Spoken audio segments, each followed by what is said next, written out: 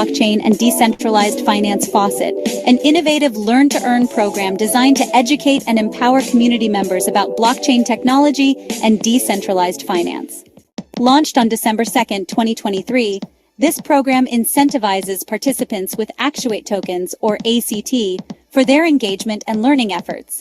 Our aim is to create a knowledgeable community proficient in blockchain and DeFi concepts, crucial in today's digital economy. Let's explore the key features of our program educational focus. We cover a comprehensive curriculum, including the basics of blockchain, principles of decentralized finance, use of digital wallets, navigating exchanges, and understanding liquidity pool. Recurring learning cycle. Our sessions are structured in a 4-week cycle with virtual learning lessons every Saturday, ensuring consistent learning. Incentivized learning participants earn Actuate tokens for completing lessons and demonstrating their understanding. This model motivates continuous learning and introduces practical use of blockchain tokens. Graduates of our program can transition into teaching roles, reinforcing their learning and educating new participants. Teachers also earn Actuate tokens, creating a self-sustaining educational ecosystem. Community empowerment. Our program empowers members with valuable skills in blockchain and DeFi, enabling them to leverage Actuate tokens for personal and professional growth. Here's how the Actuate blockchain and DeFi faucet works. Structured learning program. Over 4 weeks, participants delve into various aspects of blockchain and DeFi. Week 1, Introduction to Blockchain. Basics of blockchain technology, its history, and fundamental principles. Week 2, Introduction to DeFi. Essentials of decentralized finance, smart contracts, DeFi platforms, and applications. Week 3, Digital Wallets and Exchanges. Setting up and using digital wallets and trading on cryptocurrency exchanges. Week 4, Advanced DeFi Concepts. Exploring liquidity pools, risk management, and security in DeFi. Weekly interactive sessions. Every Saturday we conduct interactive sessions blending lectures, discussions, and hands-on activities. Incentivized learning with Actuate tokens. Participants earn Actuate tokens for their engagement, providing practical experience in managing digital assets. Pathway to teaching. Graduates can become teachers, undergoing a brief training module and earning Actuate tokens for their contributions. The Actuate blockchain and DeFi faucet is more than an educational program. It's a catalyst for disseminating practical knowledge and fostering a community well-versed in digital innovations. Join us in shaping the future of blockchain and decentralized finance within the African context. Welcome to the Actuate Blockchain and Decentralized Finance Faucet, an innovative learn-to-earn program designed to educate and empower community members about blockchain technology and decentralized finance. Launched on December 2, 2023, this program incentivizes participants with Actuate tokens, or ACT, for their engagement and learning efforts. Our aim is to create a knowledgeable community proficient in blockchain and DeFi concepts, crucial in today's digital economy. Let's explore the key features of our program educational focus. We cover a comprehensive curriculum, including the basics of blockchain, principles of decentralized finance, use of digital wallets, navigating exchanges, and understanding liquidity pool. Recurring learning cycle. Our sessions are structured in a 4-week cycle with virtual learning lessons every Saturday, ensuring consistent learning. Incentivized learning participants earn Actuate tokens for completing lessons and demonstrating their understanding.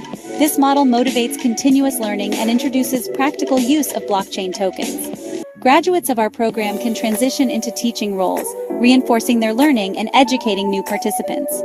Teachers also earn Actuate tokens, creating a self-sustaining educational ecosystem. Community empowerment. Our program empowers members with valuable skills in blockchain and DeFi, enabling them to leverage Actuate tokens for personal and professional growth. Here's how the Actuate blockchain and DeFi faucet works. Structured learning program. Over 4 weeks, participants delve into various aspects of blockchain and DeFi. Week 1, Introduction to Blockchain. Basics of blockchain technology, its history, and fundamental principles. Week 2, Introduction to DeFi. Essentials of decentralized finance, smart contracts, DeFi platforms, and applications. Week 3, Digital Wallets and Exchanges. Setting up and using digital wallets and trading on cryptocurrency exchanges. Week 4, Advanced DeFi concepts, exploring liquidity pools, risk management, and security in DeFi. Weekly interactive sessions. Every Saturday, we conduct interactive sessions blending lectures, discussions, and hands-on activities.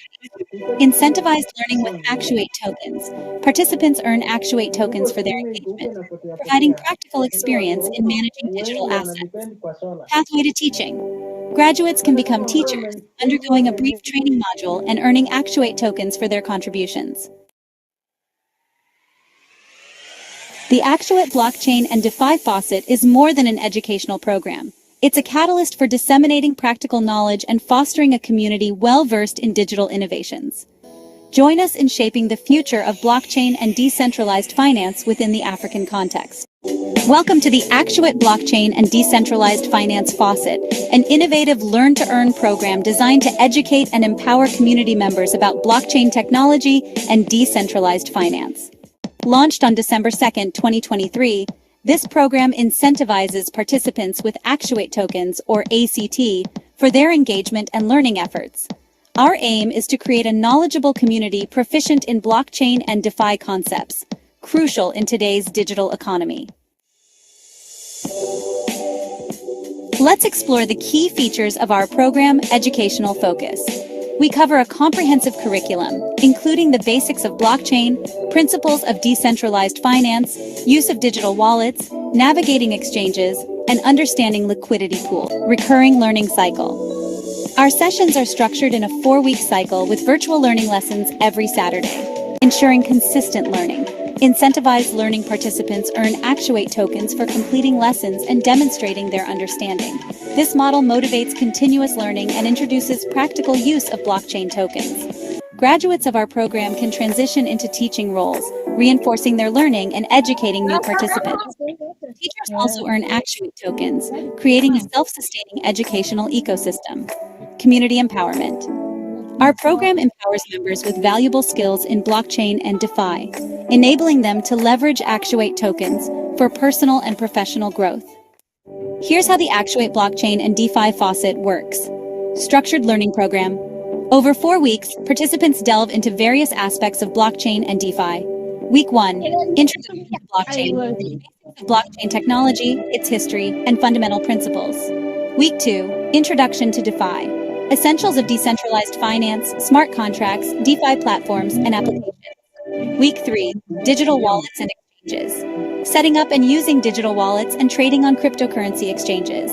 Week 4, Advanced DeFi concepts. Exploring liquidity pools, risk management, and security in DeFi. Weekly interactive sessions. Every Saturday, we conduct interactive sessions blending lectures and hands-on activities. Incentivized learning with Actuate tokens. Engagement. Managing digital assets. Pathway to teaching. Graduates can become teachers, undergoing a brief training module and earning Actuate tokens for their contributions. The Actuate blockchain and DeFi faucet is more than an educational program. It's a catalyst for disseminating practical knowledge and fostering a community well-versed in digital innovations. Join us in shaping the future of blockchain and decentralized finance in the African context. Welcome to the Actuate Blockchain and Decentralized Finance Faucet, an innovative learn-to-earn program designed to educate and empower community members about blockchain technology and decentralized finance.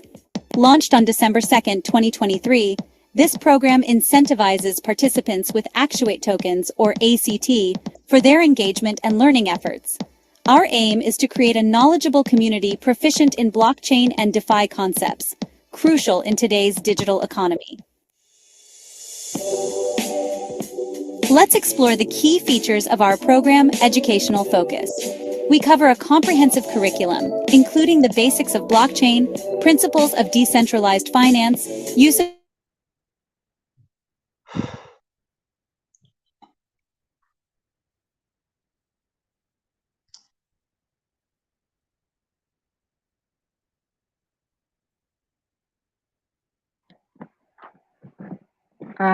Yes, hello everyone.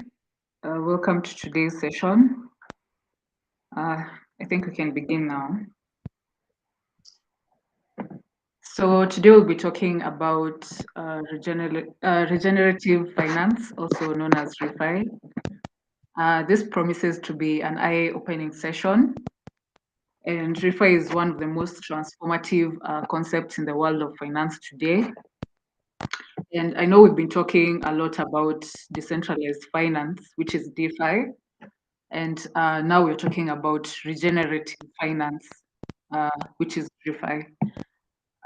We'll start by defining what is to regenerate. Regenerating means that it means to revive. It also means that bring something back to life, bringing something new and more vigorous to life. And I want to say that this is not a new concept to some of us because we've been practicing refi knowingly or unknowingly. You can start by imagining a world where finance does not just chase profits, but actively contributes to building a sustainable future.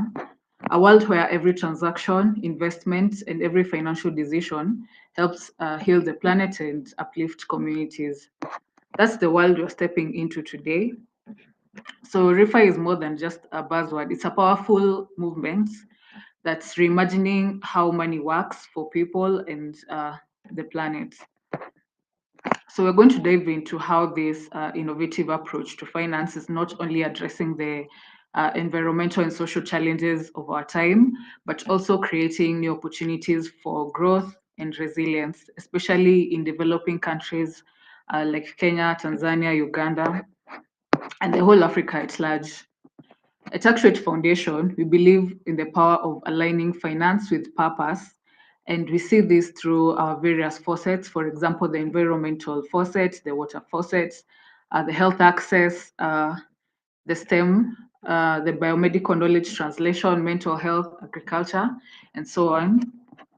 And today's session is all about empowering you to be part of this exciting journey. So whether you're a seasoned financial expert or an environmental advocate, or simply you're curious about how finance can make a difference, you're in the right place. So get ready to explore the cutting edge ideas, real world examples, and actionable insights that are driving the refi revolution. So together, we're not just talking about change, we're making it happen. All right, so we can dive into the agenda today. So we'll be having our topic presentation by Mr. Damien, and then next we'll have a Q&A session where you can ask questions or post them in the chat box. And then we'll have additional comments from our CEO, Dr. Masharia, and then we'll get the most recent updates on our website by Grace.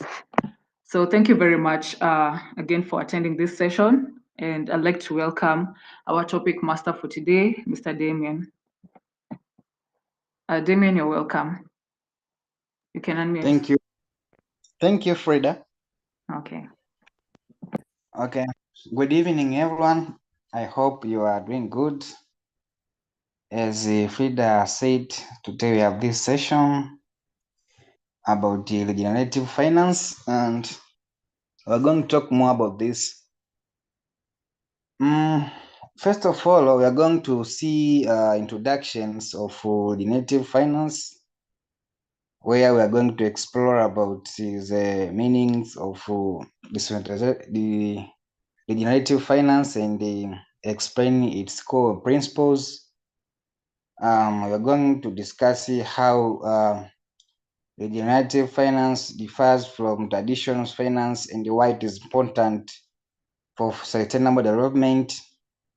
We're going to deliver principles of regenerative finance. We are going to explore the key principles that guides regenerative finance, but also we are going to see really world examples now that we are going to provide case studies or examples of regenerative finance projects that have successfully combined financial returns with the positive environment or social outcomes. But also we're going to pass through regenerative finance in the context of Actuate Foundation, that we're going to discuss on how Actuate Foundations will incorporate regenerative finance principles into its initiatives, particularly in the areas of biomedical research and community development in Africa, but also going deep to see challenges and opportunities, that you are going to identify the challenges in implementing regenerative finance, such as measuring their impact or scaling projects, and explore the opportunities at present for sustainable finance. And also, lastly, we are going to check the role of blockchain in regenerative finance. Here, we are going to explain on how blockchain technology can support this regenerative finance by enabling transparency, traceability, and decentralized governance in financial systems. So let's gather and go to deliver about this.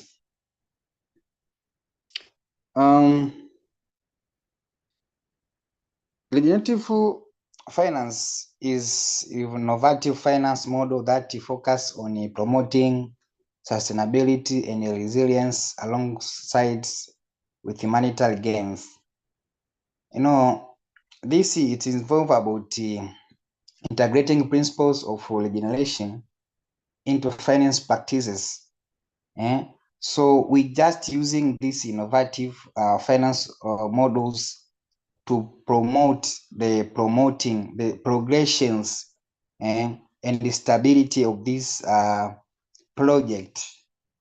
So regenerative finance offer us a lot of solutions to global challenges, particular to the Sustainable Development Goals, which is known as SDGs. So through this, it supports various financial inclusions, sustainable investment, and community empowerment. And its core principles of regenerative finance include circular economy models, community-driven projects, and the restoration of a natural ecosystem. I will go to explain there. So let's discuss how regenerative finance differs from traditional finance, and it's why it is important for sustainable development. The first one, difference is approach. You know, this traditional finance often prioritize the short-term profit, shareholders' value, and individual gains.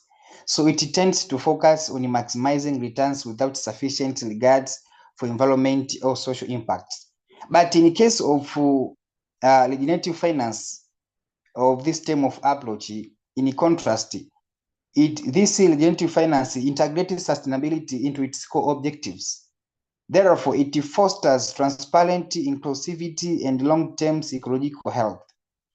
Regenerative finance aims to benefit all living participants within the system. So, rather than including this merely extracting resources or unfairly distributing profits.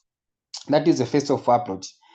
Another difference of this traditional finance and regenerative finance is values. You know, traditional finance can be profit-centric, emphasizing financial gains above all else. But regenerative finance values holistic well-being, considering the impact on communities, ecosystem, and the planet at large. So it seeks to regenerate rather than deplete resources. That is another difference. Another difference between traditional finance and this regenerative finance, it is all about transparency and digitalization. In the case of traditional finance, often centralized and opaque, controlled by a few entities. So traditional finance lacks broad financial participation, but this, in case of regenerative finance, foster transparency and digitalization, empowering a lot of individuals and promoting broader financial engagement. And another difference of this traditional finance and the regenerative finance, it is long-term sustainability. Traditional finance prioritizes the immediate finance gain, sometimes at the expense of long-term ecological health. But regenerative finance emphasizes ethical practices, positive impact, and long-term sustainability. That's why you like this to regenerate this finance. We want to convert this word from traditional finance into regenerative finance. And another difference is all about impact on a sustainable development. Traditional finance can perpetuate harmful practice and exacerbate environment and social challenges. But regenerative finance offer drastically different visions aligning with the regenerative principles. So it has potential to transform how we use money and finance to support life on our planet. You see this difference between traditional finance and regenerative finance. So let's go deep to check these principles of regenerative finance that have been mentioned above. I said there is this circular economic principle, there's community-driven project, and there is this ecosystem restoration principles. So what do we mean when we say this regenerative finance, it has principle for circular economy? Let's check the meaning. First of all, this is some examples. In the case of environment, we eliminate this waste and pollution. This regenerative finance with a circular economy principles aim to reduce waste, these waste materials, this bottle maybe, so they just recycling them instead of dumping them to the environment, so they just pollute. So we just recycling them. By doing that, we are going to minimize the pollution. So that is what we call the circular economic principles. So by designing this product for longevity and recyclability, we keep materials into circulations so it don't affect the marketing.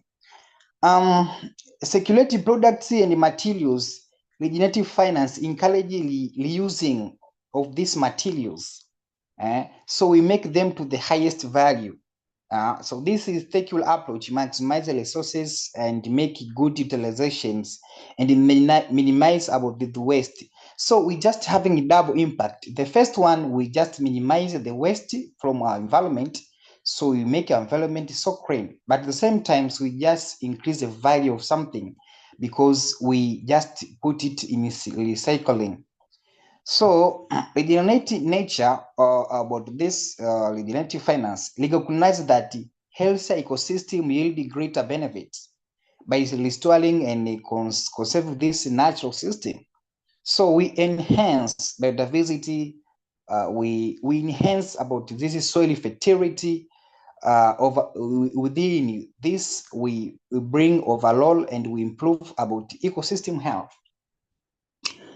Another principle, we say the community-driven project. How does this regenerative finance improve a community-driven project? First one, it is bring about transparent and participation. Why?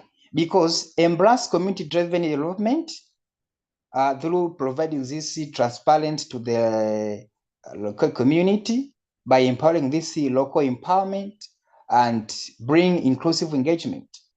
So these programs work closely with the community to address local challenges, to build like infrastructures, and to enhance this livelihood. And another importance of this community-driven project, it helps the local community building by recognizing about this that community play a pivotal role in restoration efforts by involving local knowledge and fostering capacity. So we create resilient and sustainable solutions by involving this community-driven projects. It can be project about water actuate, can be project for agroforestry, any challenge solution that have greater benefit to our community. Another principle of this regenerative finance is ecosystem restoration principles. By how this regenerative finance help First one, it is involve about global policy alignment. We just involve these global policy makers. This regenerative finance contribute a lot to global policy frameworks by ensuring about alignment with the broader restoration goals. We involving about best practices for restoration. We maximize the net gain. We aim to the highest recovery possible, benefit to both nature and people. We address root causes. We restore our effort to tackle the underlying causes of degradations. So we incorporate about all knowledges. We integrate scientific tradition and local knowledges to bring the positive impact to our community. By evolving this, it brings out a set ecological, cultural, and socioeconomic goals, because we involving the diverse aspects, so we get the good context to the specific terrain to adapt local conditions and bring a good impact to our community. Those are the what? Those are the as the principles of this regenerative finance. So let's see some of the really world examples to this regenerative finance. We provide case studies or example for regenerative finance projects that have successfully combined. The first one, it is renewable energy infrastructures. This is very common. Regenerative finance direct capital towards renewable energy projects such as solar farms. These agriculture activities involve the use of these solar farms. And they are to homes. From homes, they are using these solar farms to produce electricity. So they such trap sun energy to produce electricity that they're using during the night to produce light. There is using of these wind turbines to produce electricity and use of this hydroelectric plant. So this investment not only generate financial returns, but also contribute to reducing carbon emissions and promoting clean energy resources. Why? Because there's no any cutting of these trees. Trees, when they are using, they can lead to pollution of our environment. So by doing this, we, instead of using charcoal to make a heat at homes, we are just using these alternative ways to conserve our environment and the natural ecological system. So this renewable energy infrastructure are very good to improve our human health and livelihood. Another little example, it is sustainable agriculture in the agroforest. So regenerative finance support regenerative farming practices that enhance the soil health, biodiversity, and local livelihood. By doing what? By doing issues like agroforestry system, you see, the process of planting trees to the place where there are no trees, reforestations, which combine tree planting, crop cultivations, whatever the case. So by regenerative finance can help to achieve both economic gains and ecological restoration. And another example of this regenerative finance, it is community-led restoration initiatives. By how? It collaborates with the local community to restore the degraded ecosystem. For instance, community-driven reforestation projects create a lot of jobs. People are getting employed. Improve soil quality because people have knowledge how to use this fertilizer, manure. All of these improve environment. So this effort yield positive social and environmental outcomes, while we are attracting investors to invest to these restorations of our environment. So you see the benefit of this. Another example is impact investing in social enterprises. Regenerative finance channels funds into social enterprises that address pressing society challenges. Let me take one example. Let us include companies that focused on affordable health care, or this company that engaged with providing health education or sustainable housing, whatever the case. So they invest to generate financial returns while fostering to positive change. You see, this is what is the meaning. We target on impact of investing in order to come up with a good solution about this. So our progression will never end because we use our tactic to revolutionize our knowledge and skills to make this not end. So we regenerate on a daily by improving the areas of challenges. We put some ways on how our society has faced and how we turn our community into positive impact. That is what we mean. Another is another real world example is the circular economy venture that have been said before. It supports business that embrace circular economic principles that are said about recycling initiatives to products as a safe model. So this venture creates value for minimizing this waste products, waste materials, extending product life cycles, and promoting resources efficiency.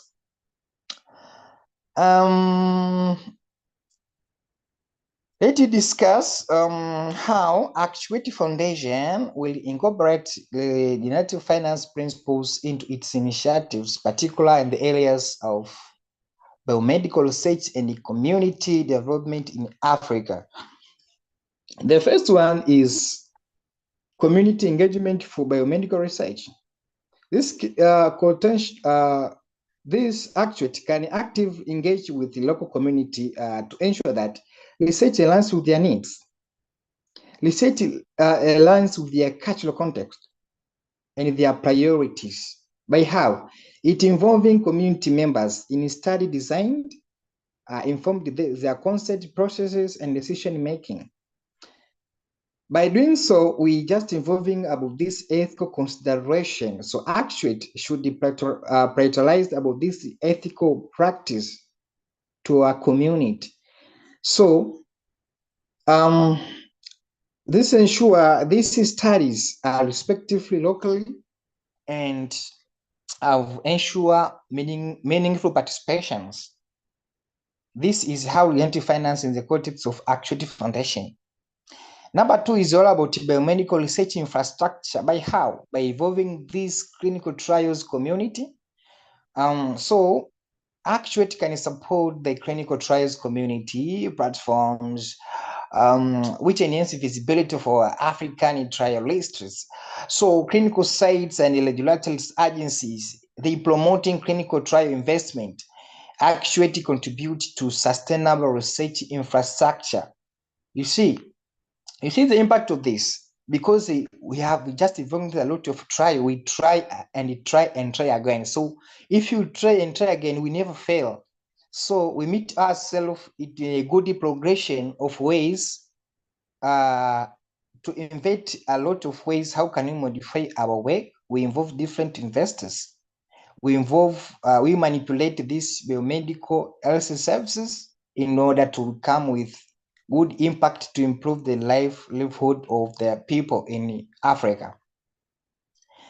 Another issue of regenerative finance in the context of Actuate Foundation, it brings sustainable community development. How?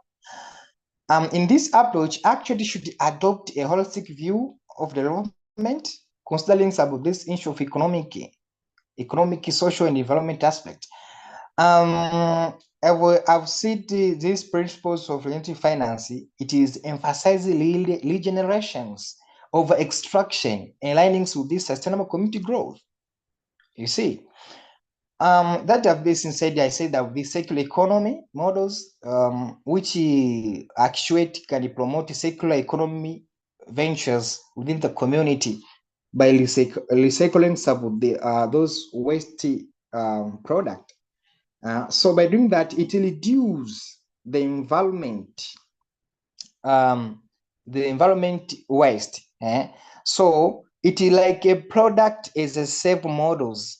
So instead of using this bottle to pollute our environment, so we just recycling them. We can, maybe these bottles we can use for storing water at homes, or we can collect and sell them to the factories to manufacture other plastic products. So by doing that, we conserve our environment to look so conducive. Therefore, in this local capacity, we just building this local capacity building. Actually can bring this community efforts, empower these local stakeholders by fostering capacity and skills. After seeing those regenerative finance in the context of Actuate Foundation, so let us see challenges and the opportunities of regenerative finance in our community. Challenges in here we're going to identify the challenges in implementing regenerative finance, such as measuring their impact of the projects. We are going to explore opportunities that presents for sustainable finance. Let us start to see challenges. Challenge number one is measuring impact. By how? It is very complex for the metrics, assessing the holistic impact of regenerative finance project. It will require multifaceted metrics, such as traditional financial metrics. It can be very difficult to capture about the society problems, and it can bring the long-term effect. And by doing this, by measuring it is over extended periods, it can lead to the challenge to bring ecosystem restoration due to this diversity. Another challenge, it is behavioral shifts, mindset change. It includes mindset change of the community, because every community have their own behavioral changes. So this is regenerative finance shift investors' behavior by conversing stakeholders to prioritize the regenerations of the short-term gains, which can uphold the battle. We have different investors from different community. It can make some people to change their behavior because of this competition. You see, risky participation also it can happen. Investors accustomed to be traditional models may perceive regenerative finance as a risk due to its novel approach. You see, another challenge is it is a scaling project. I mean, we give difference between local and the local versus global. This regenerative finance project globally maintaining to bring the people at once and change about their mindset. So each context require tailored solutions globally and locally, you see. So resources constraints scaling require substantial resources such as finance, human and technological, ensuring equitable distribution is a crucial. So if it happens about scaling this project to local and global, it can have a problem and the challenge about this. You see, after explore the opportunity about regenerative finance, it is positive externalities. Beyond this, finance returns regenerative finance. It brings positive externalities such as carbon sequestration, improved health, resilient communities. You see, so these benefits enhance our well-being. Innovation and challenges about positive externalities. regenerative finance encourages innovative solution and ideas, cross-sector collaborations to foster partnerships between finance, science, and these communities. You see, we just involve people from external, abroad, different countries. People are welcome to discuss about these issues of regenerative finance. Another opportunity is resilience and adaptability. Let's take example in climate resilience, which regenerative finance project enhance ecosystem resilience, mitigating climate risk. For example, deforestation reduce flood vulnerability. You see that.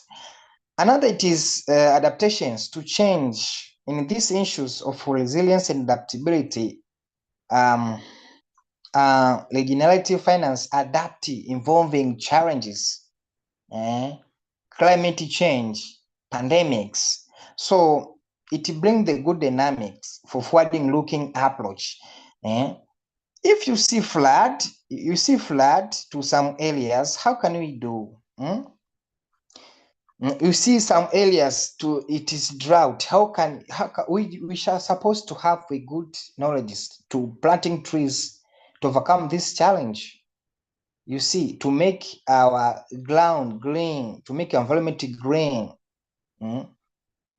You see, that is what resilience and adaptability can bring to enhance ecosystem. Another opportunity is market transformation. How? Influence on traditional finance and the influence of regenerative finance. The success, the success can be influenced by this traditional finance. We convert this traditional finance into regenerative finance because regenerative finance gain traction. It will shape the investment norms and the priorities of the community. It is motivate sustainability of practices from traditional ones to modern ones. So it encourages business to adopt circular economy models by sustainable supply chains and ethical practices. We don't affect the traditional, but we modify it to get improvement of it in order people to remain sustainability, to remain sustainable all the time without quit. You see, that is what. So that is all about challenges and opportunities in regenerative finance. Let's go deep to the role of blockchain in regenerative finance. Here we are going to explain how blockchain technology can support this regenerative finance by enabling transparent, traceability, and digitalized government in finance systems. Let's start to explore more about this, the role of blockchain. The first one is transparency. How regenerative finance in blockchain can help. The first one, it is immutable ledger. The using of immutable ledger, blockchain provides an immutable and tamper-resistant ledger or transactions. So once that is located, it cannot be altered or deleted because that are kept safe in a blockchain. We use blockchain to record and to secure our data. You see, our data get secured. No one it cannot be deleted because the records are there. By doing this record, such as can be about transactions, about this money, about this project that are recorded there, it will bring good transparency and ensure accountability and build trust among the participants. That's why we're involving this blockchain in regenerative finance. Another way of transparency, it brings public visibility. Public visibility. How? All blockchain transactions are visible to network participants. Anyone can verify the history of assets or funds or any actions. So by doing this, it opens and promote transparency in financial processes. You see, there's a role of blockchain in generative finance. Another role of blockchain is traceability. End-to-end tracking. We are tracking maybe recording transaction data on the decentralized ledger. You see, so blockchain ensure traceability throughout the supply chain. That's all. So the Generative Finance project, it's tracking these financial flows, asset transfer, and impact investment. Yeah, that's all. So it reduces fraud. No one can steal money there because there is security. We are tracking their codes. We see how money has been transacted. So blockchain transparent reduce the risk of fraud and counterfeit goods. So traceability ensure that funds are used for their intended regenerative purposes. So this is how regenerative finance is used to be there to help. Another importance or roles of this regenerative finance in decentralized governance. By doing what? Smart contracts, decentralized decision making. How smart contracts in a blockchain? Blockchain enables self-executing smart contracts. You see? So this program agreement automatically enforce rules without intermediaries. So in regenerative finance, smart contracts can govern fund allocation, impact importing and voting mechanism. That is how use smart contracts in regenerative finance. Another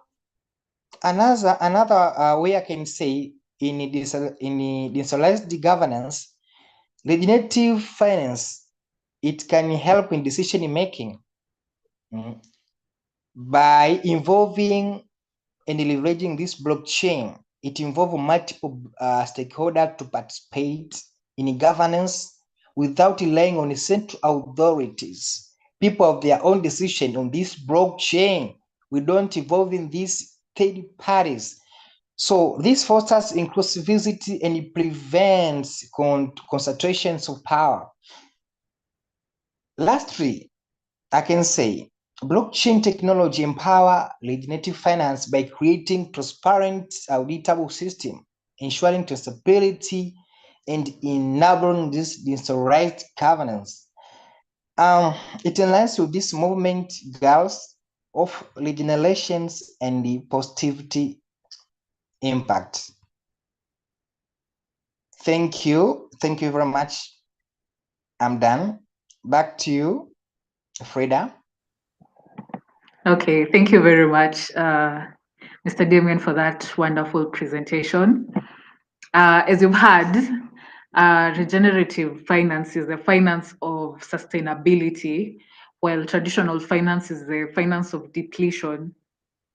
So ReFi does more good.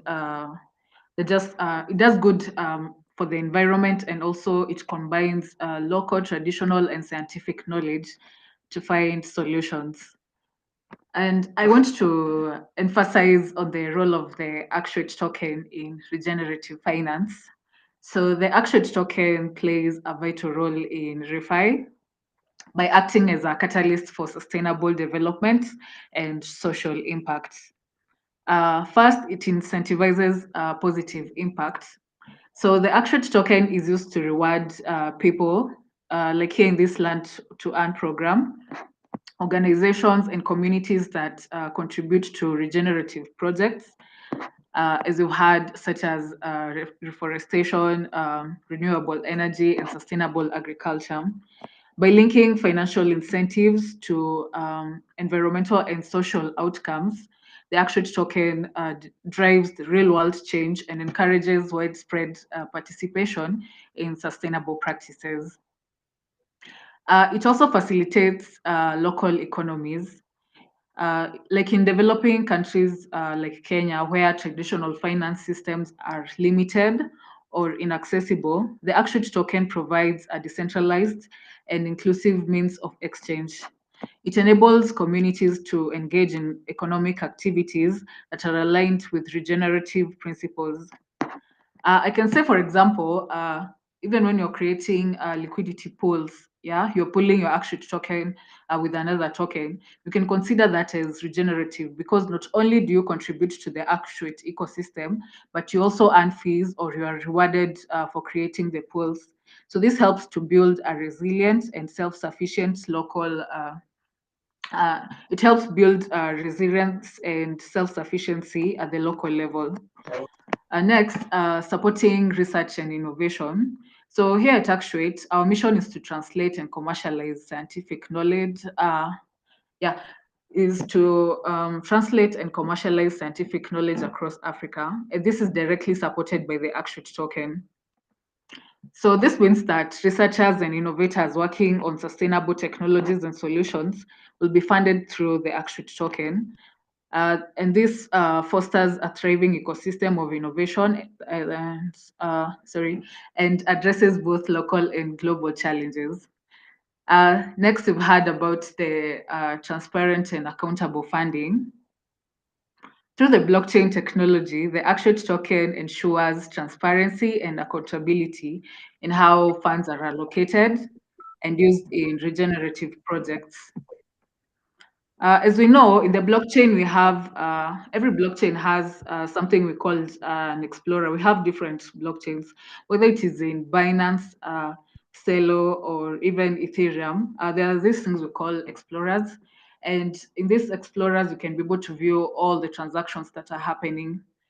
Yeah, so it is publicly available and you cannot be able to change it. So this builds trust among stakeholders. And by stakeholders, I mean the people of Actuate Nation. And it ensures that resources are directed towards initiatives that truly make a difference. So I want to remind you that you can all participate in this project. And I know we've discussed a lot about quadratic funding in previous sessions. Yeah. So yeah, in the context of refi, the Actuate token is not just a digital currency. It is a tool for empowering you, protecting the planet, and promoting prosperity. And by integrating Actuate token into regenerative finance, Actuate biomedicine is helping to create a financial system that benefits everyone, from local communities to global system. So thank you very much for being here for this. And also, if you have any questions, you feel free to raise your hand or you can go ahead and type in the chat box. So I'd like to invite Dr. Masharia for additional comments as we wait for questions. Doc, you're welcome. Okay, hello, Frida. Can you hear me? Yeah? Yes, I can hear you. Oh, audible. Wow, thank you so much. Very powerful topic. Thank you very much, Frida, for bringing up regenerative finance, REFI, and Chapewa, Damien. Well, you've given us you could say we have given us the whole 9 yards of regenerative finance. You see, this talk of regenerative finance has been going on for maybe several decades, since 1970s, when an elderly British man known as Elkington talked about, address the thing of the dark satanic males. You know, those males that just pour out carbon dioxide or carbon in air. And they were known as dark satanic males because they are destroying the environment. Because as we were talking about earlier in water, all those factories that are used for manufacturing things such as fabrics, or let's say clothing material, and even shoemaking companies and all the industries has been spewing out a lot of carbon in the air, in the environment, destroying the same environment in which we want to live. And they're doing that in pursuit of profit, short-term profits for long-term destruction. Okay, that's one. So Elkington he observed that it's been going on for centuries, and those dark satanic mills, but they became very rampant after the Second World War, because I think there was a period of of prosperity, say in Europe and United States, as in the Western world, where even agriculture became industrialized. That there was monocropping, where people plant just one type of crop for thousands upon thousands of acres, if not millions. So that type of agriculture is unsustainable, because when you plant one crop that's of the same type, you have to kill all the other crops. And so the diversity itself is destroyed by monocropping. See? And so local community, what happened? Local community, people were driven out of their communities and they were made to live in cities. Of course, cities are another environmental disaster that happened. So we got things called urban sprawl. A lot of construction, mujengo, everywhere, and a very rapid growth of cities, such that throughout the 1960s, 1970s, people were just moving from their own communities into cities. And they were living in the city because it was not profitable anymore to stay in their local communes or villages. That's not happen not only in the United States but also in Europe. And so the land was left there for these companies to come and cut all the trees so that they can plant one single crop type, say for example corn, or they plant wheat, or they plant whatever else they want to plant, but single crop. And in order for those crops to stay there by themselves, they have to use a lot of chemicals. First of all, to kill the other plants, which they called weeds. So all that time we came around with the new technology for creating weed killers, pests, you could say herbicides. These are chemicals that kill other plants. This is not about just killing diversity. And as they're killing the plants, they're also killing the soil, destroying the biosphere in the soil itself. To become unsustainable. So the whole thing became unregenerative. So to cut the long story short, we destroyed the planet in pursuit of profit. These guys, they also found their way in Africa. So, through colonization, of course, you find that in places we have monocrops, such as I think in Transoia, I don't know, but I hear about this, large tracts of wheat farm or corn, or even coffee in central province of Kenya, and tea, that you have acres upon acres of tea, which is a monocrop. So, and that kind of agriculture is not sustainable. You have to use lots of chemicals to even beg the soil to continue working by adding even more chemical fertilizer, petrochemical created fertilizers. You see? And then when you try to buy fertilizer from out there, Ruto and his compatriots add sand in the fertilizer, and then it just becomes a big mess. Okay, that is not regenerative. And of course, there's so many other things happen. Now, besides agriculture, there came other manufacturing of motor vehicles with all of these exhaust fumes they're generated by cars, besides having to build roads for them. And even let's say the the office workers needed computers and printers and all those machines. And these machines are made of what? Metal and plastic. And these machines get outdated. And when they grow old, like say for example, if you bought a printer in let's say like today, if you had bought a printer about 10 years ago, it's already outdated. So imagine all those people buying new printers, then they had to throw them away to buy new ones. Where do those things go? So a lot of garbage and waste came out of, garbage material came out of that whole industrial revolution. Totally destructive. All that is happening in pursuit of the 1P called profit. That pursuit of profit has no human being inside it. That you don't consider the effect of all that work on the human being, like human health. So of course, this meant that a lot of humans were marginalized continuously by what you could call the industrial revolution, the industrial movement. And the people who are in charge of that are known as the salient stakeholders of big industry. Okay?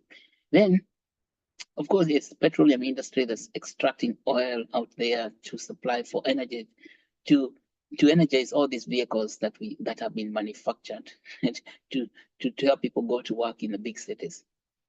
So it's like a continuous degenerative. The opposite side of region is degenerative economy, which is destructive, destroying on a continuous basis. So we are destroying the humanity as we are creating profits. Okay? And see, this profit is not even distributed. It's not inclusive profit because it's only the owners or the captains of the industry, who make all that profit. They make insane type of profit. And then we have the rest of the world being poor and poor and poor. And so we created the third world. That third world came to be officially in 1977 with Ronald Reagan of the United States, with this Reagan economics. So we have a third world going on where those are the people who do not matter, like ourselves living in Africa. We don't matter in the entire scheme of things. And so we are in the fringes of economy. They're like fringe stakeholders. The owners of the economy or the industries would care less whether you live or not. In fact, they would care a lot if you don't live at all. Okay? So Elkington noticed that big problem, tried to communicate that thing that happened, like a boom in 1960s, 1970s. And he wrote a book known as The Devil with the three-pitched fork.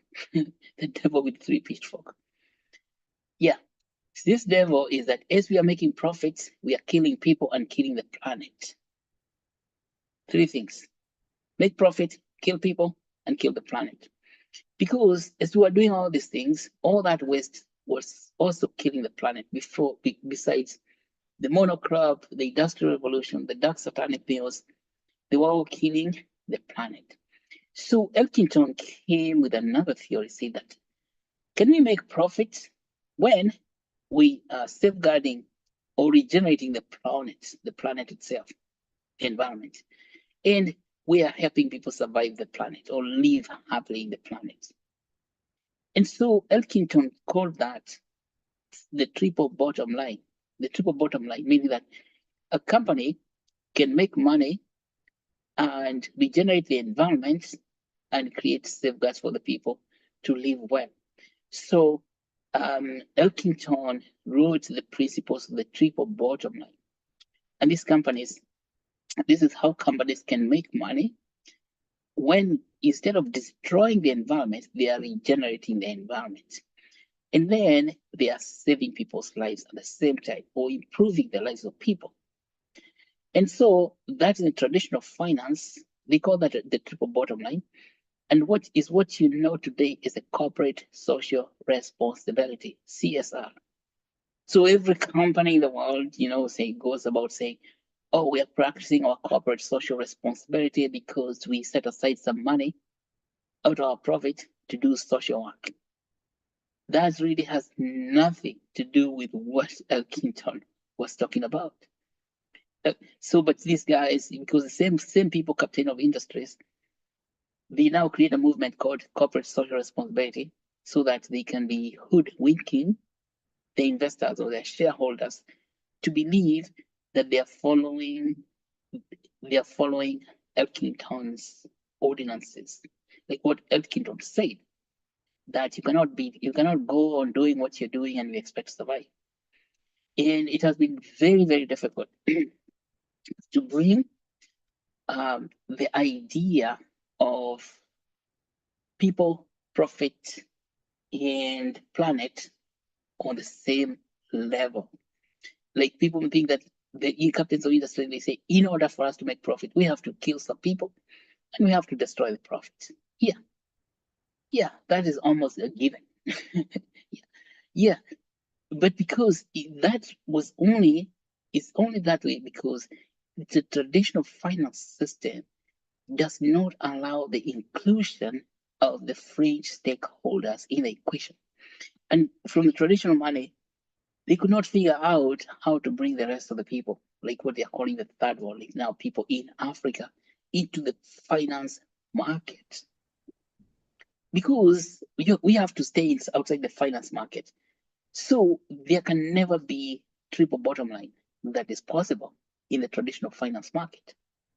So all those things are totally incongruent because traditional people in the fringe stakeholders, that means that you and I, people living in developing countries who are in the third world, they are highly diverse and they are very, very many. They are billions compared to the few captains of the industries. Okay, captains of the industry, maybe the top 100%. This is like 1%, the top 1% of the world population.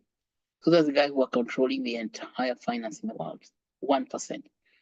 And so they have a lot of trouble understanding how do we bring all these Oompa Loompas, all these Hottentots in the Bushmen all over the place into how do we bring them into the position of saliency in the finance world? See, it wasn't possible. So all they have to do is to create a kind of addressing make-believe system, which is known as CSR, corporate social responsibility. That corporate social responsibility is a make-believe. It's not real. They are not actually practicing any responsible behavior. It's just a cover-up for their sinful nature, we would say. Okay, so we can continue doing those things that Elkington and others were calling dark satanic things. And then they say, okay, listen, we have given some money for corporate social responsibility. Yeah, but it is not inclusive because there was no technology for inclusiveness. So even Stuart Hart in 1998, Stuart Hart is a friend of mine. When I think he was in Michigan, in the School of Environmental Science, he wrote a paper with his colleagues, which he called engaging freed stakeholders for competitive for imagining competitive imagination. See, engaging freed stakeholders for competitive imagination. So in that paper, that's published 1998, Stuart Hart was talking about, he was speaking to companies. How can we engage fringe stakeholders? And so Stuart Hart came with this concept, which is called radical transactiveness, that we have to transact radically. That lets us go and live with the community so that we can know what the people in the community want. And of course, I think we've discussed this before about radical transactiveness, is where the company should send people into villages, let's say they are product managers, to live with the local people in villages so they can understand them, and then they can make products according to the needs of the local people. You see, that still never worked. That was in 1998, and I can tell you till today, even if companies are trying to do radical transactiveness, because I know quite a number of them that have done that, they have not achieved a single thing in terms of regenerative finance because it is still in the old traditional finance system. As it is written, you cannot put new wine in old skin. Like putting radical transactiveness in old finance is what? Now what happened? What did Jesus say about putting new wine in old skin? He said, of course, if you put new wine in old skin, the old skin will be broken and all the wine will pour. And then you'll have nothing to serve your guests. Okay. So do not put new wine in old skin and so many other things like that. So trying to fit something new into an old model doesn't fit, doesn't work. And so this reimagining by radical transactiveness never worked. Triple bottom line by Elkington never worked. Yes, but why it never worked is because we did not have technology of finance itself that is accessible to everybody, that is decentralized. We did not have decentralized finance or technology for decentralized finance. until blockchain came along in 2008. That is 10 years later after who? After Stuart had talked about radical transactiveness. So then Bitcoin comes along, and then several years later we have Actuate. And now Actuate, this is the blockchain-based technology, which is distributable in a decentralized fashion to anyone, anywhere who has got a cell phone. See? So anyone anywhere has got a cell phone like yourself, you gain access to the mainstream finance, which was not possible before the blockchain came along. And even after Satoshi created Bitcoin in 2008, still was not possible because we did not have the DeFi market. We did not have DeFi exchanges such as Uniswap, PancakeSwap, QuickSwap, or even SushiSwap. Okay, now we have no excuse. We have absolutely no excuse. The decentralized finance is here with us. And when the decentralized finance has come to us and we are now able to gain access as fringe stakeholders, we gain access to the position of saliency. You become salient stakeholders in the new finance, the new economy, in this new economy, then we don't have any excuse to say we cannot do regenerative finance, because decentralized finance is in a sense regenerative finance. But that is just, let's say, by definition, that's what it is. But then we have to take action. So what we are doing in Actuate Foundation, we are practicing regenerative finance as we go along. So first of all, example that Shapiro gave us is about biomedical research. And we were starting with translation science in Actuate is in an epitome of regenerative finance in biomedicine. So translation science, biomedical research translation, what we are working on in the biomedical research translation faucet, which you have classes on Tuesday, and then the STEM translation, science, technology, engineering, mathematics translation. Now that is in service of regenerative finance. So so it's Actuate in service of regenerative finance. So if you want to feel inside as an insider, let no one tell you that you are outside regenerative finance. So then, of course, as Shapiro told us, is about green energy, the environment itself. So on Monday, we have our environment faucet, and we are digging deeper. And ultimately, we want to make sure that we plant as many trees as possible, that is humanly possible. And each one of those trees gets awarded an Actuate token. So that's tokenizing the carbon credit, the carbon sequestration, regenerative finance all over again. Then we talk about women in decentralized finance, women in One Health, and that is regenerative finance. I don't want to go into details about how women are regenerative. You would not be here, say if it was for a woman. That's what's called regeneration. Okay, so giving birth to new life. So then we have mental health regeneration, then health access, regenerative finance. Then we have what? STEM, as we said, and then we have water, the ultimate solvent for regeneration. So understanding how to conserve water, like what we discussed earlier today, is all regenerative finance. And you see, this regenerative finance then becomes encoded. It gets encoded on the blockchain through the Actuate token.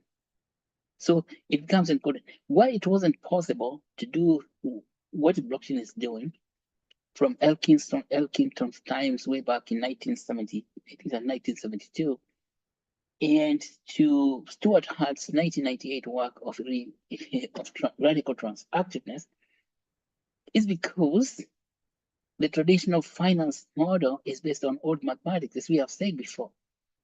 That mathematics is the mathematic of what? I think the word is deterministic, deterministic, and it's posterior. I mean, so that we can simplify this, Deterministic is that before you do something, you already have determined what you're going to do. That is in that old mathematics of Adam Smith economy. The old economics with demand side economics, that you first of calculate the demand and then you want to supply it. But now we have the new mathematics of randomness, which is undeterministic, is random. In that undeterminism is decentralized. So mathematics of randomness, which is what we actually, it comes from the idea of entropy. Now you know that because this mathematics of randomness are able to admit regenerative finance. So regenerative finance was not possible in deterministic math. It wasn't, totally impossible, because it is incongruent. It doesn't fit, it doesn't work.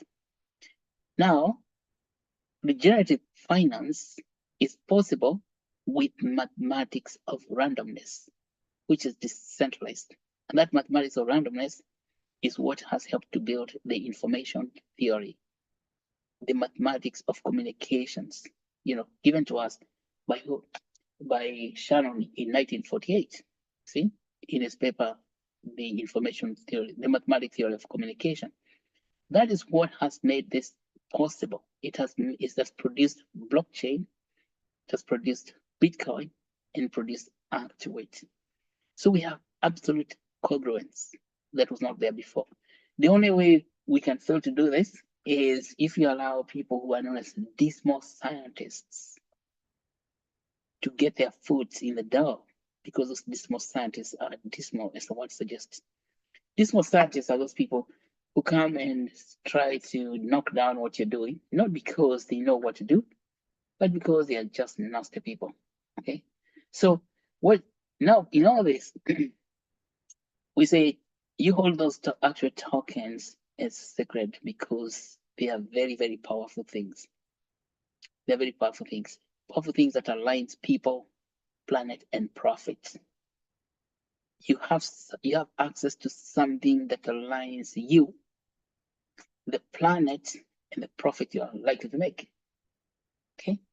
Yes, so long as we understand this and we continue working on it, then you become profitable as you're saving the planet, and as you're saving the planet and you're saving yourself.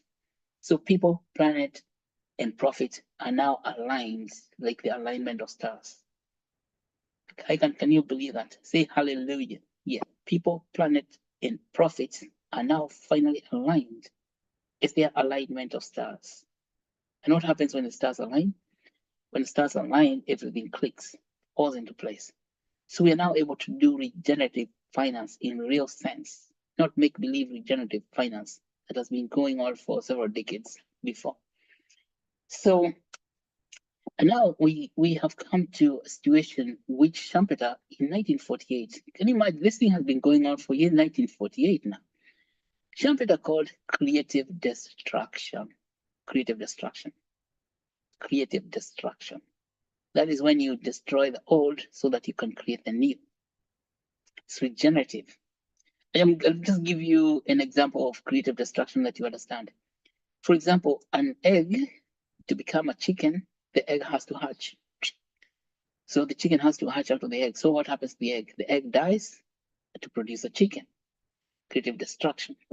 That's regenerative. So the egg does not go some other place, but the mother of the egg, the hen itself, lies on the egg for about 3 weeks. And then out of that egg comes a chicken, a small chick. So that's creative destruction. So then Schumpeter, he's given us more examples like that, such as what? The seed. A seed has to die in order for it to do what? To bear fruit. Jesus Christ, in the year 1000, in the year 1 AD, or no, 0 AD, I don't know which year it was. I think it was 33 AD according to Marvin. So a seed has to die to bear fruit. Now, it doesn't mean that the seed is getting destroyed. When you plant a seed, you have not destroyed the seed. you have just planted it and then it finds its way to break out something else. It's called a new sapling, and that sapling grows into a tree, and that tree bears fruits. So regenerative finance like that, like regenerating, like that planting, always a creative destruction, according to Schumpeter, 1948. It wasn't possible in the traditional finance system. How I'm getting through this? Because that time there was run for resources, as if the resources are running out, by excluding other people. Now, I think if you can use that seed example, is that refusing to plant the seed, yeah, because the seeds are free stakeholders in this whole business, refusing to plant the seed so that you have enough seed to eat. Yeah, that is in the zero sums economy, where you say if you plant the seed, you won't have anything to eat for the next 1 year because you planted all your seeds. But if you plant those seeds, you will have abundance of harvest. But the traditional finance calculation, people were seeing limitations. Like if you plant the seeds, then you won't have any seeds to eat. Instead of saying, let's work together so that we can have enough seeds to plant and enough seeds to eat. So you get regenerative finance like that. So then, using that phenomenon of creative destruction, then when we're creating products such as making, say, machines that are going to be used in the office, like printers, you want to use biodegradable material instead of using hard plastic that cannot compose when it is thrown into a compost bin. We can now use regenerative material because we can manufacture material that will be eaten out by soil when it is thrown away. Like if you make a printer or even a laptop, then you throw it away somewhere in a bin, it gets buried in the soil, then it should decay. The material that you have used for creating the laptop will decay. Maybe instead of using plastic, you use wood, because wood will decay if you bury it under soil. But then it doesn't have to be wood. Today we're able to create regenerative material a lot, even for vehicles, making vehicles, and people are moving in that direction of using regenerative materials. But that's going to be possible only when we align the finance system itself using the blockchain, like Actuate token, with the manufacturing, or even with agriculture. Now you see in in the traditional agriculture where we had to do monocrops, we don't have to do monocropping anymore because it was assumed that you have one company running thousands of acres, so it can harvest and then feed the rest of people. It was supposedly efficient for food security, but the problem is that efficiency is not effective. So efficiency and effectiveness is not equal to the same thing.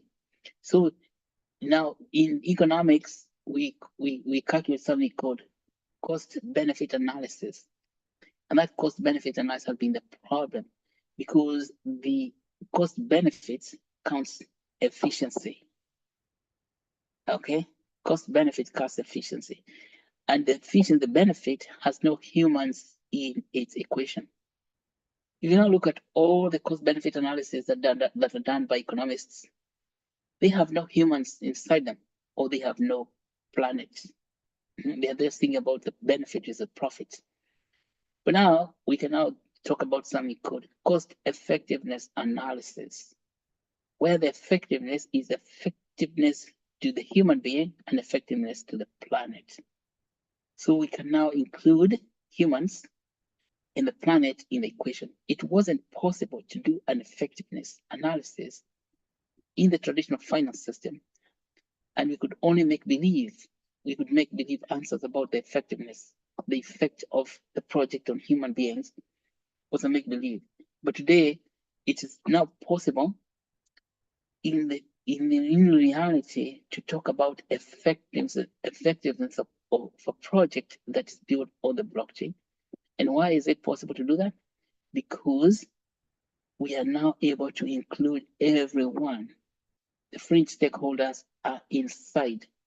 So the effectiveness that was being reported by the old type economists was make-believe effectiveness because it does not include the fringe stakeholders.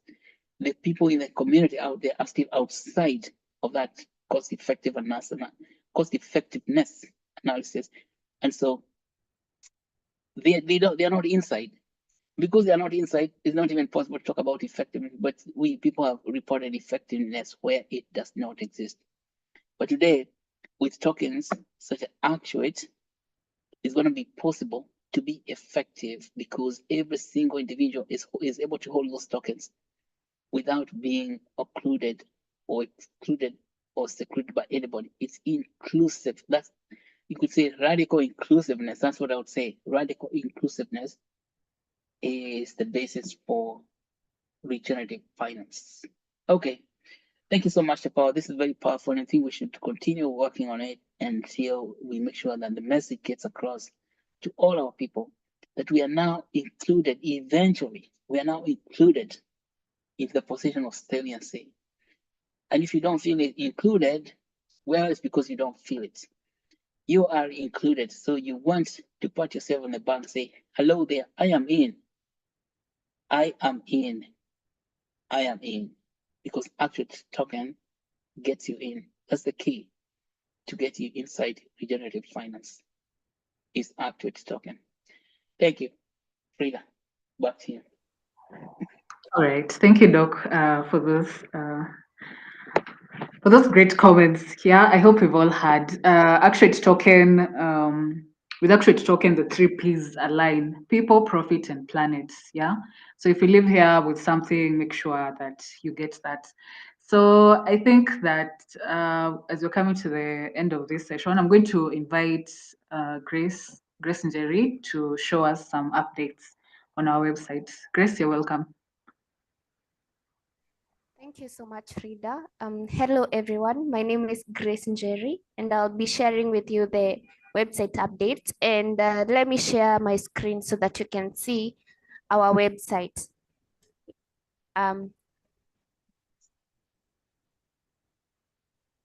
I hope you can all see this is our website, actuate.bio. And if you have not visited our website before, just go to your browser and type Actuate.bio, and this will be the first website that will show up there.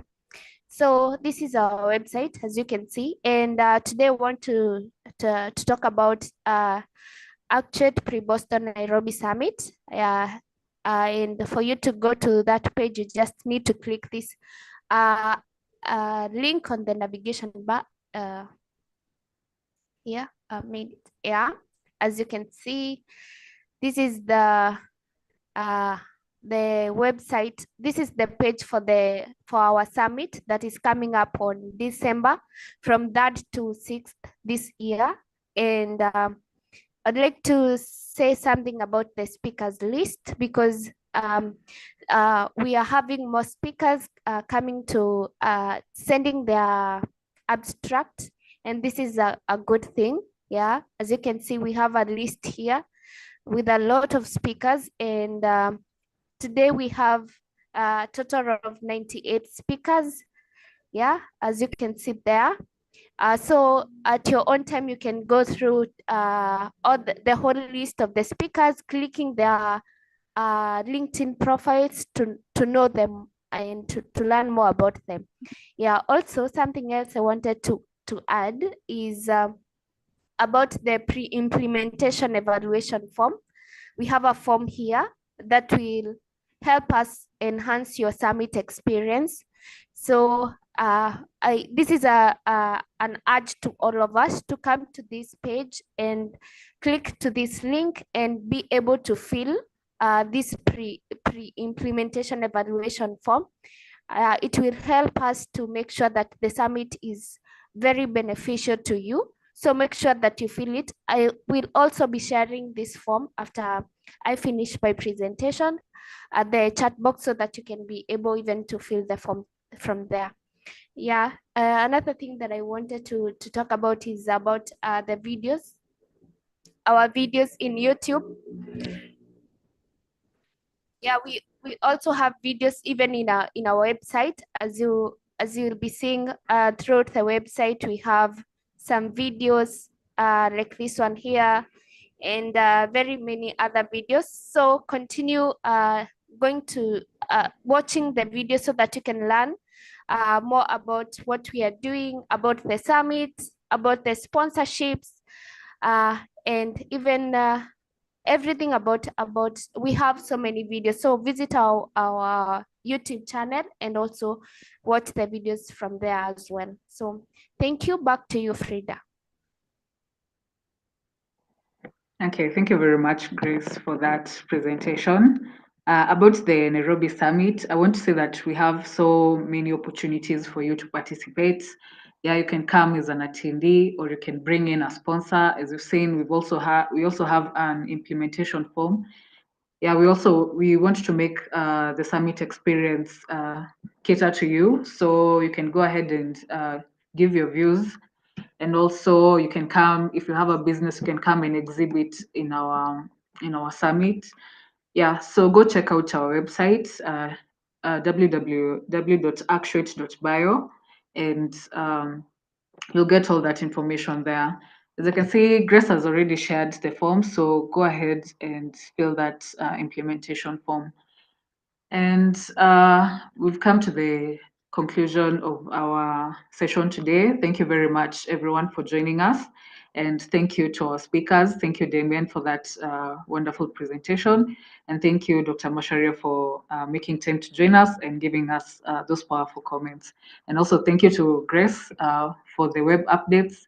Yeah, so I'm going to share the attendance form. So you can go ahead and fill that form also. And we'll meet next Saturday and we go back to the basics of blockchain and decentralized finance. If you're new here and you don't have a wallet, make sure you attend that session. So yeah, thank you very much and see you next Saturday.